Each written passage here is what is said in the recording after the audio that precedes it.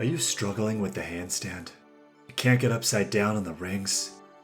You're not strong enough for that muscle up? Well, look no further than the shoulder stand. In this tutorial, I'm going to show you guys how the shoulder stand is this great gateway gymnastics exercise that bridges the gap between the skills and strength for things like handstands and muscle ups, but gives you the fun of being inverted and feeling like you're doing something different to the general population's bicepy curlies and the benchy presserooneries. First thing you're gonna need for the shoulder stand is blocks, benches. When you set up against the wall, you're gonna place your shoulders down first on the thing. Not on the edge, not off the edge. I want you to set up the blocks quite close to the wall because I want you to kick up and go over. Learn how it doesn't take much to go over, but also learn how this setup lets you be completely confident to attempt the skill and look for balance. First thing I want you to work on is finding balance away from the wall. Bring one leg away and then the other and focus on your body shape, which is hollowing out in that dish position in the core, pinching the elbows in and pushing your hands into the block. The right shape you should be looking for is a straight line from the heels down to the shoulders, but your body angled slightly away from the wall. This is because the shoulder stand is more of a strength movement. Initially, it will be more balance, but we will gradually move to you using more of your shoulder strength to hold yourself in the position. Once you can find balance, I want you to work on kicking up into balance rather than just taking a leg away and finding it off of the wall. To add some variation, we're gonna add some shapes. The first one is I want you to move up to a straight shoulder stand,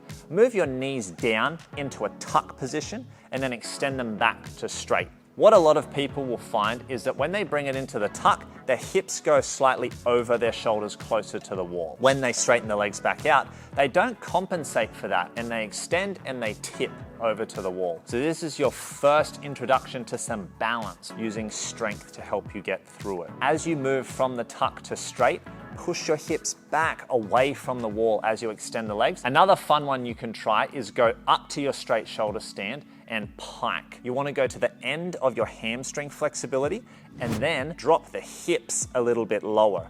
Dropping the hips is what is going to make your shoulders work more. Your next goal is to be able to hold that position and trying to get your shoulders to lift off of the block. Now, once you can balance a back to wall shoulder stand for 10 to 20 seconds, you should have a good grasp on how much control you have, and you can just practice without any interference with the wall. Now, it doesn't go without consequence here. So if I go up here and I'm not sure of myself and I go over, I'm just having a nice little shoulder stand on my own. I thought I was pretty good. Oh, I'm going over. Oh my God, Michael!